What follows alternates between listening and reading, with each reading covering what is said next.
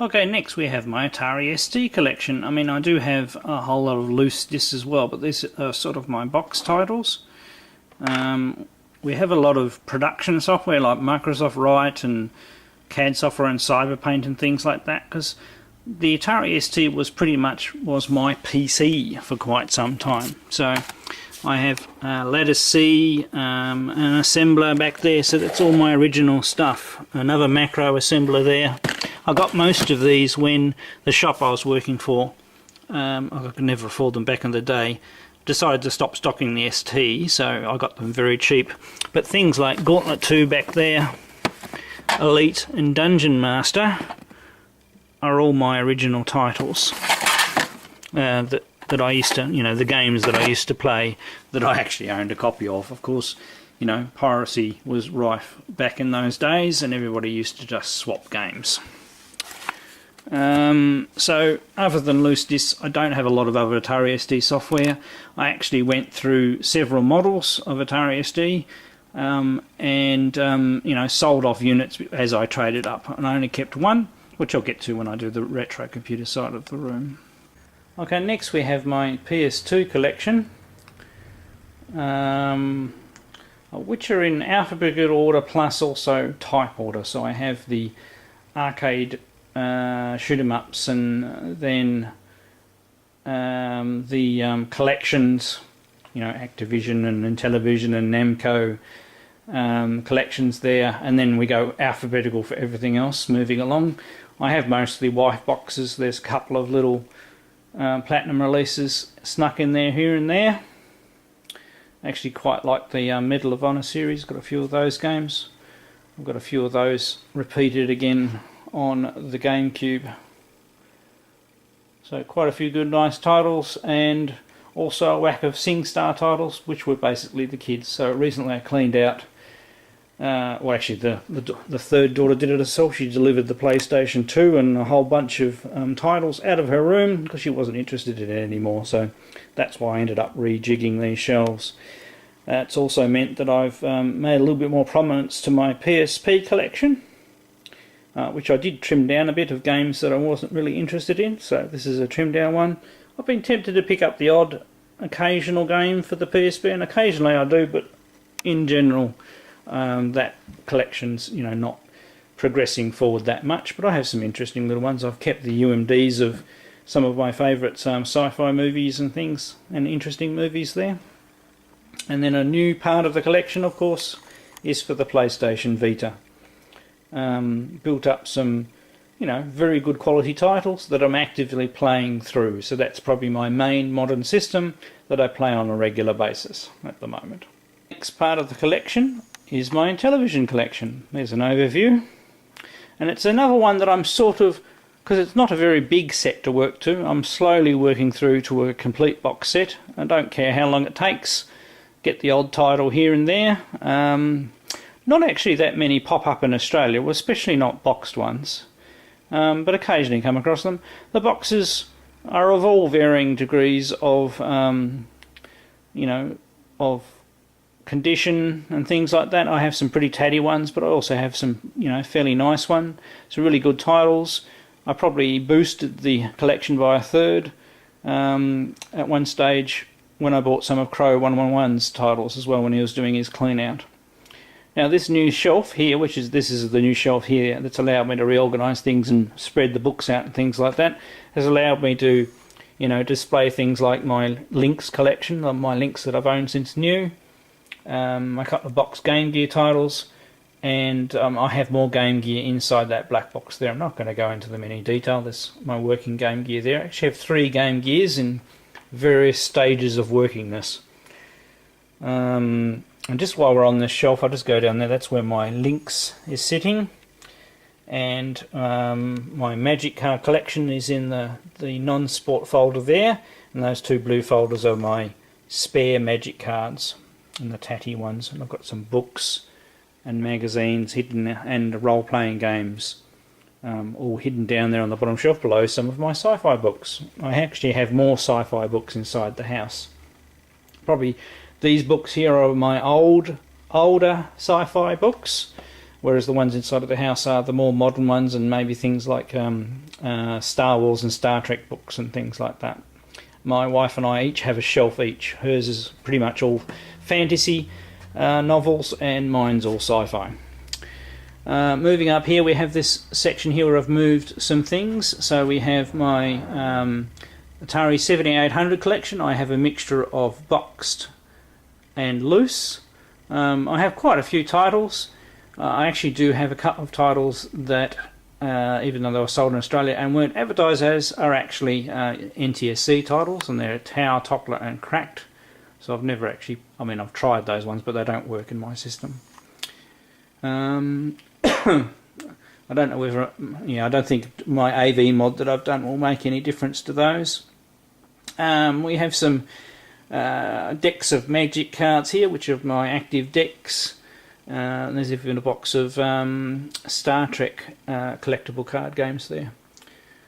We have my original Xbox titles. I really don't have a lot. I pretty much bought my original Xbox with Halo 1 and 2 and the special Halo 10 there, and Half-Life 2, which I've never played because it seems to have a bug in it, or I'm just no good at it. And I think the top speed tennis game down there. All the rest have come bits and pieces over time, so it's not a system I actively collect for, but there are some nice titles that I have played on it. And then you come to my GameCube collection. These are pretty much the games that I've owned since I've owned the system, and it's a system I got heavily into, as you can see by the lot of Star Wars games there. My Star Wars Jedi Outcast is missing its disc. I have a French version up there, which you can still play as long as you just ignore that the speaking bits are in French. As here we go with the doubling up of the Medal of Honor games. I've got Pikmin there. Couple of 007 games because I like collecting James Bond games as well. Luigi's Mansion, which is the one that came with it originally. Up the top are my newer pickups for the GameCube. And there's one missing because Mario Sunshine's up there. I thought I had it out because I've been playing that lately. Up on top we have the boxes of my two newer versions of the last gen. They're last gen now, aren't they? So I bought actually I didn't buy that black Xbox 360 4GB I got for free when I upgraded one of the kids' computers, and I bought the Slimline PS3 12GB cheap and added a laptop hard drive to it, a 750GB hard drive, just to get a second PS2 and the PS3 in the house, with some vain hope that I would get to play one. But with 4 kids and 3 of them teenage and up to adulthood, I actually still don't get much of a look in. Right, on to the next section, which are my other boxed Atari games. I've got that's actually the youngest daughter's DS box, and a Yinlips, which a friend of mine gave me for Christmas. It's actually quite a nice little handheld. Plays emulators very well. Now, I actually do have some Atari 5200 games. I do not have an Atari 5200.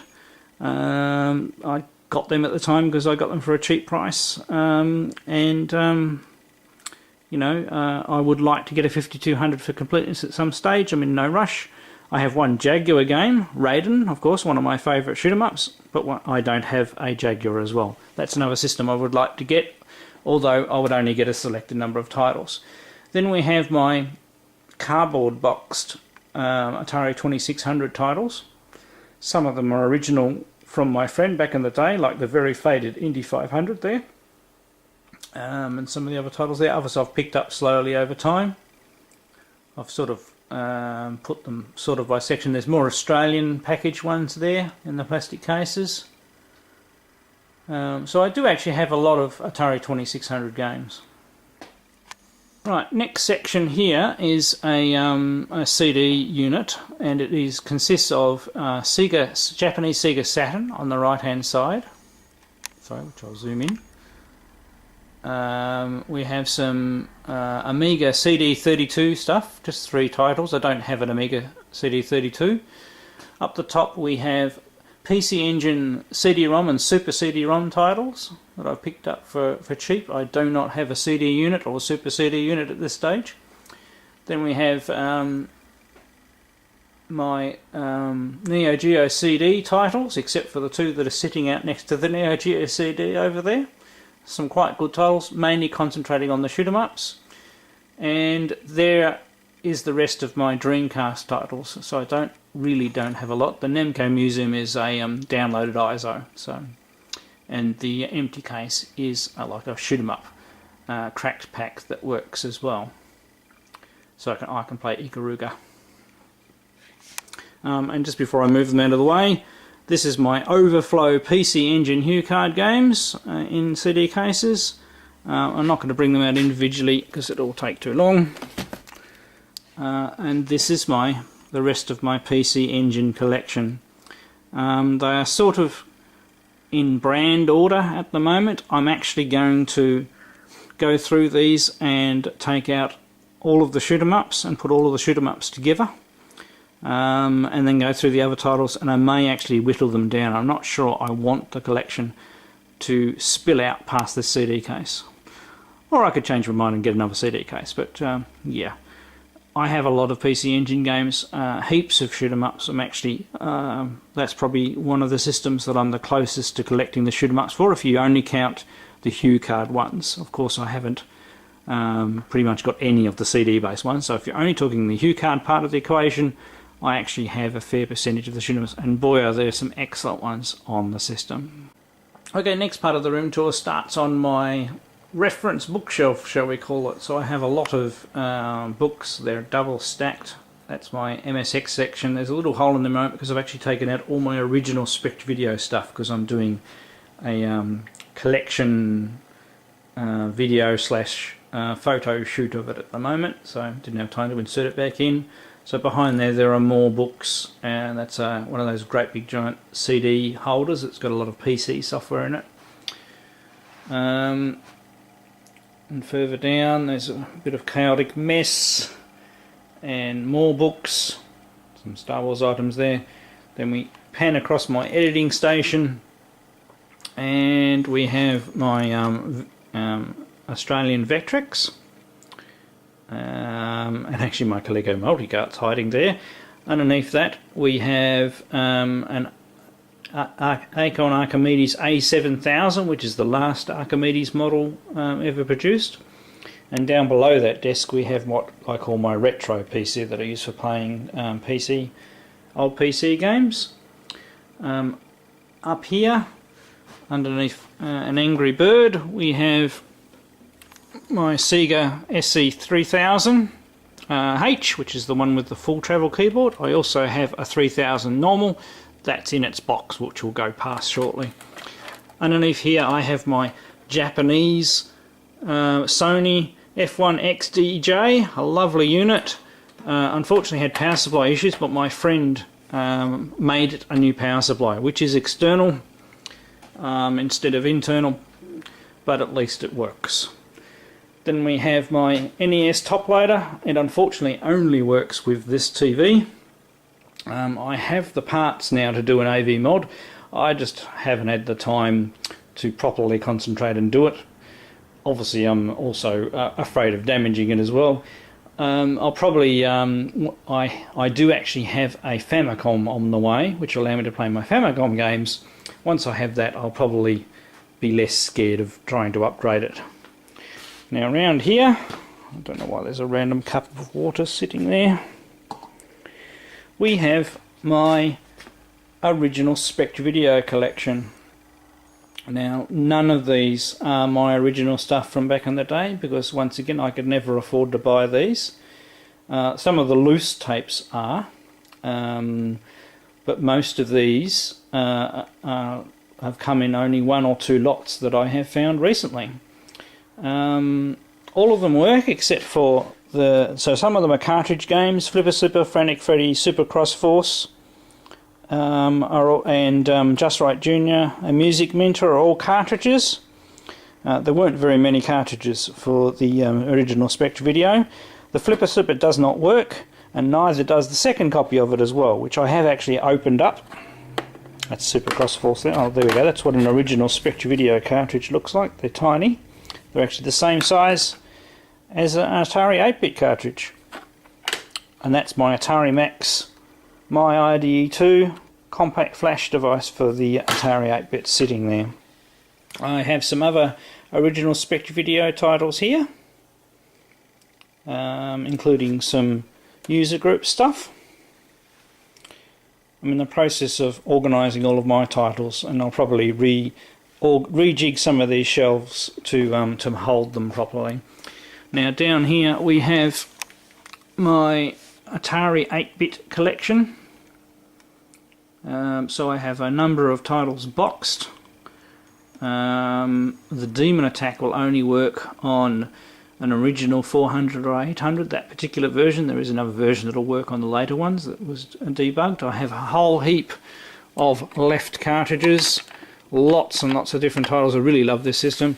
I do have a box for Galaxian there. The box is in poor condition, shall we say.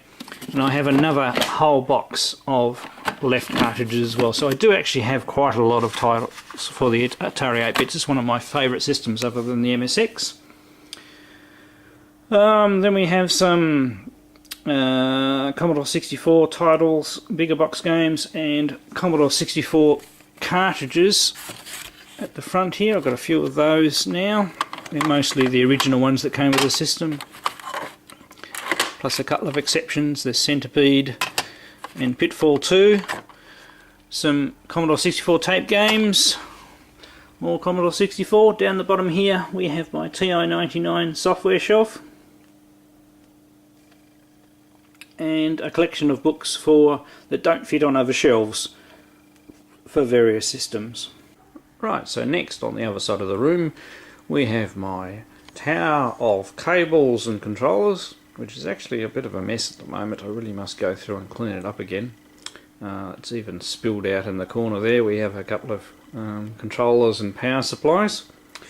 But next to that is something a little bit more interesting. I actually have some old, that's where my old Spectra Video and MSX magazines are, the ones that I worked on. Some Japanese MSX magazines, and some larger big box Amiga items, VIC-20 starter kit, and some, I think, C64 kit, software kits, and that container there contains a whole lot of TI-99 magazines, and we have yet more joysticks up here. I have lots of joysticks, so never a short for any joysticks. Now on these shelves are the extra 8-bit computers that I don't necessarily have plugged in all the time. Hidden up the back there is my Amstrad CPC 464. It does power up, but I've never actually had that working because I don't have the proper video cable for it. I actually ordered at one stage, but I ordered the wrong one. And they are a little expensive, so I haven't got around to that. We have my Auric Atmos, which is the second Auric machine. That works really well. It is hiding another one of my Atari 8-bits, so that's the 130XE. Quite a nice model because it's got 128 K of RAM. Next to that, underneath some Amiga discs at the moment that I've been going through, is my Atari 1010 tape deck. Going down, we have my ZX80. The top comes off of, I do have the pins to tie that down. This is not functional. Haven't worked out what's wrong with that one. Underneath that we have my Sword M5, which is an MSX-like machine, so it's part of my MSX-like collection. That one works really well. I actually have a box for that as well. I have a box for the Auric Atmos as well. Then we have the original Auric 1. So the Aurics were made in France and a competitor to the Spectrum. And then we have an Australian computer. This is a Micro-B, a Z80 based machine.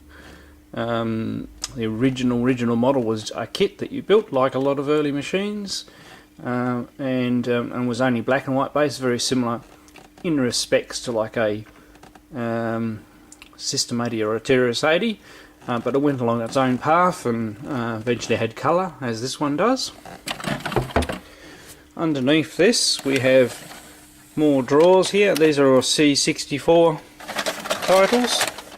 I've got a lot of like tapes that don't have cases, so I've picked up cases from our tip shop and gradually filled them in. And as you can see, I've got a lot more loose cases. Got a lot of C64 software like that. Underneath that we have my more recent Atari 8-bit machine, which is the 800XE.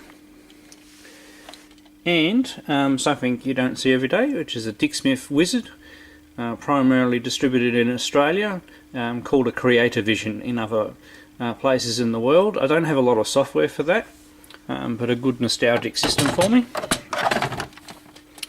In this little carry case here,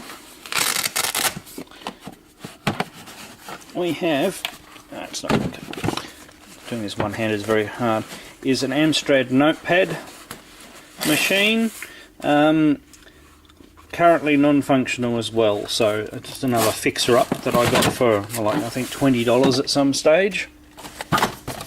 Sorry about that. We have my boxed C64, and I believe that's mostly C64 software down there. There may be an Amiga title hidden in there that I couldn't fit elsewhere. Just hiding down there is my boxed Sega SC3000, and the box for the 3000H that I showed before is there, and then we have the box for the Tactone Einstein 256. Okay, next we have the tape deck for my Mattel Aquarius. I've got one cartridge game for the Aquarius, which is Night Stalker. This is my 16K RAM expansion from my Sinclair ZX81, which I have boxed, and that one works perfectly fine, so nothing wrong with that system at all. So that's my main early ZX machine before the Spectrums. Now as far as actual Spectrum's concerned, I only have this, I should have dusted this one, missed this one, a Spectrum Plus 2, the second model, so it's the slightly better model than the earlier grey one. That works really well, tape deck works fine, and that's what I use for playing my Spectrum stuff. And there's a couple of Spectrum joysticks. I mean, they're not made by Spectrum, but they're Spectrum compatible ones. Next down we have, this is where the ColecoVision has moved from the other side of the room, so I can play it because the new TV I got across there will only do it in black and white. And we've got I've been playing River Raid and Mecha 8, and from a recent video, Pitfall and Keystone Capers. Now next down, now pretty much everything on this bench is all plugged in and wired up ready to go, with a couple of exceptions. Now we have my Terasati Coco 1 that I hook up via RF, so there's a couple of RF things here, so I just have a switch. And then we have my Mattel Aquarius, that's not currently hooked up, just sort of a computer that I got for completeness in the collection, not one I have any particular nostalgia for. Now coming down here we have my Amiga 500. I have a second one of these in my storage shed. Now this is the keyboard to my main MSX2 system, and this is the keyboard to the MSX1 Pioneer system that I got recently. So I have everything tied into multiple SCART things here, because the Amiga monitor, which is a 1081, has both composite and SCART inputs, which is excellent for the retro computers, because SCART's not that common here in Australia. Below that we have the Philips NMS 8250 MSX2 computer that's had its RAM expanded to 512. It obviously has 2 disk drives as well, and it has a an overclock switch as well, so you can double the speed of the Z80. Below that I have my Sony DVR, which I use as sort of the hub to join everything together. It was the only SCART device that I could find, but it allows me to have SCART in and then capture video out in most circumstances.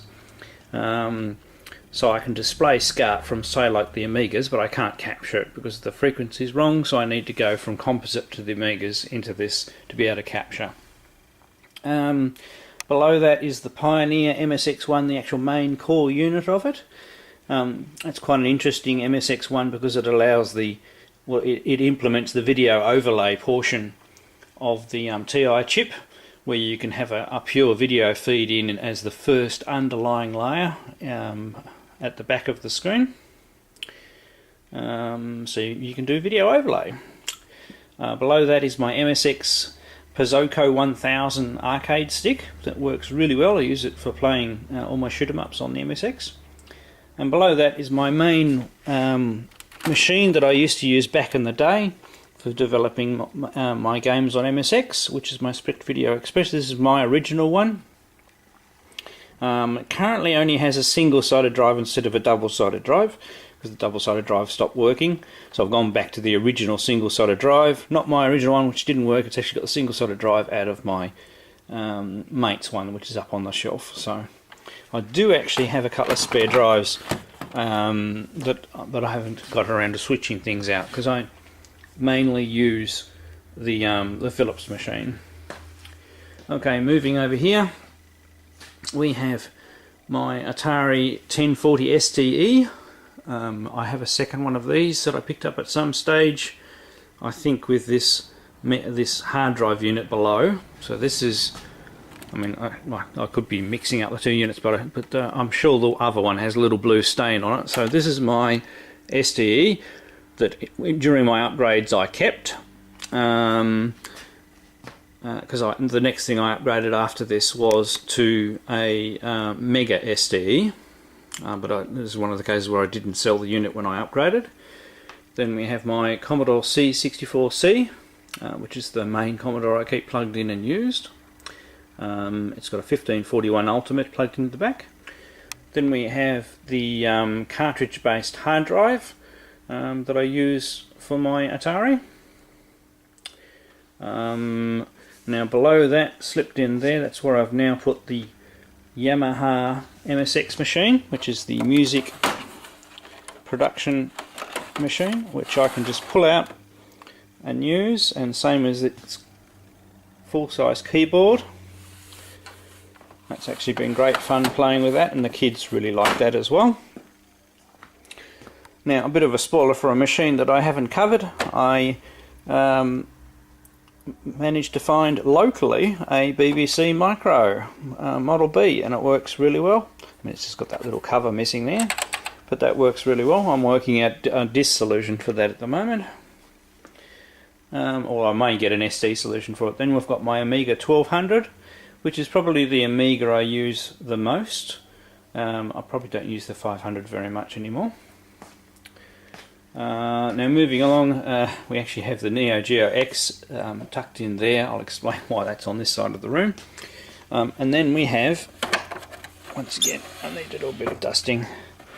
We have the Tatung iStone 256, which I haven't done a lot of videos on capture because it works at a weird frequency. So, but I do now have this HDMI converter. And I've been waiting, I was short one HDMI cable. I sort of need a switch box so I don't need to pull everything out all the time, because I've currently got the Neo Geo plugged into the HDMI port of this LCD monitor. It's either that or I should probably get an LCD TV. We have a couple of Spectre Video items I've been playing with there, original Spectre Video, and next to that is my Silicon Graphics O2 with its camera on top. And down the bottom we have my original Spectre Video setup, which is a Spectre Video 3 to 8, the disk drive expansion unit, which has the disk controller, Centronics interface,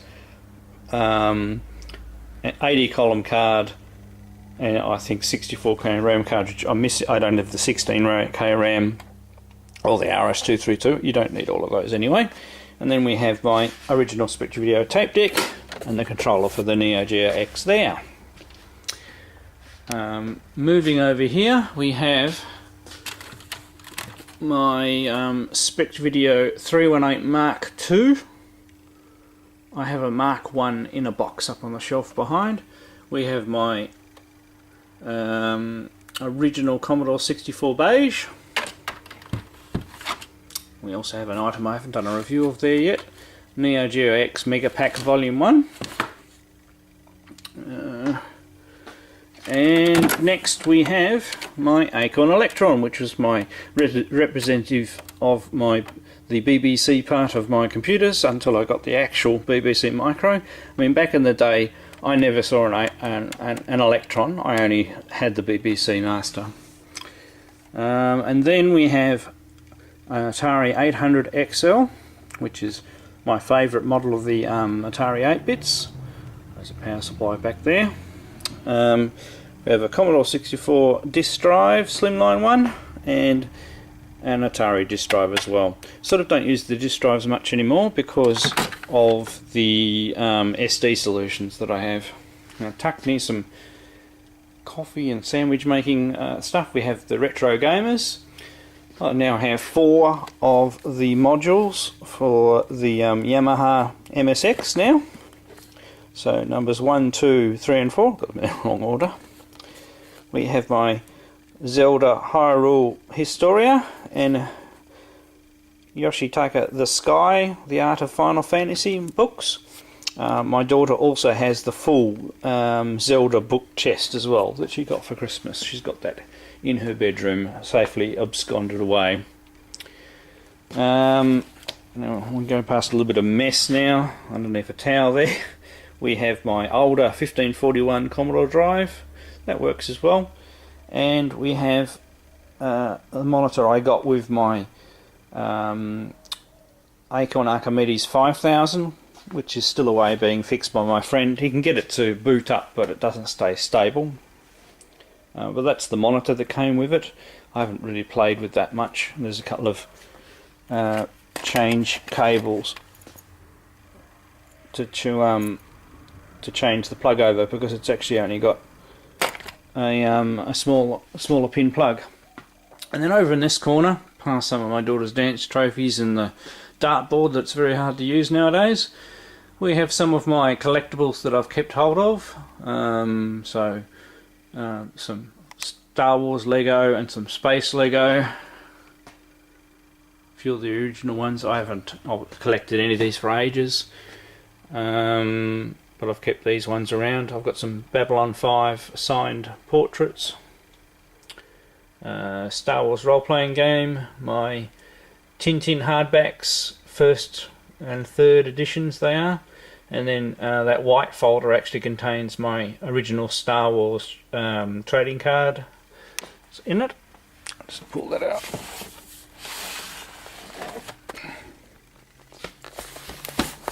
Sit on the arcade machine for a minute. So these are my original Star Wars cards, of which I've got a full set of. And unlike the magic cards that I was talking of before, I would never sell these.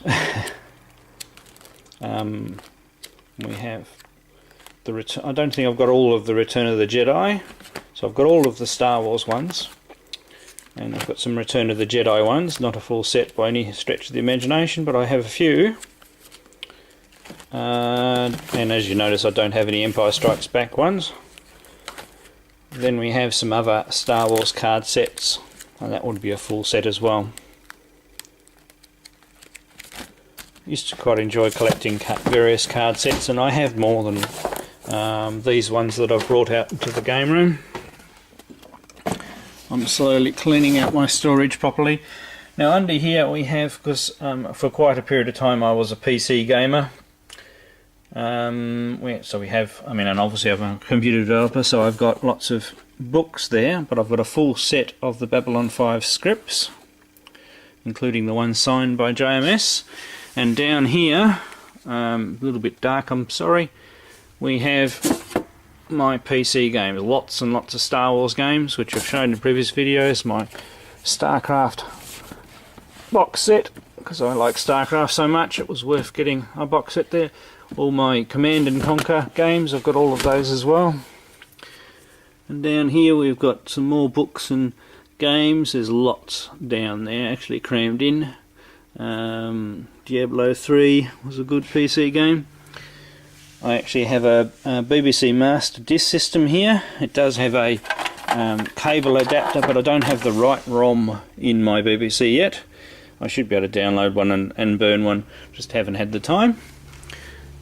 And of course we have my generic arcade cabinet, which came with a twin Cobra board, and I currently have a 48-in-1 plugged in there at the moment. And also recently I got the Raiden PCB as well.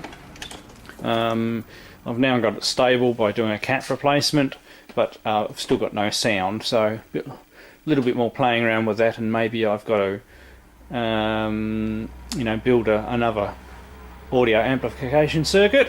Now up here, besides the Stone Keep, which is PC, and a truck going past, all the rest of these are all actual Apple II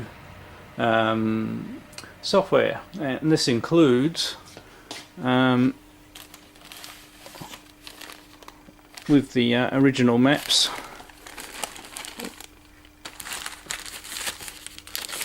I'll show you. I've got Ultima 5 in this particular one.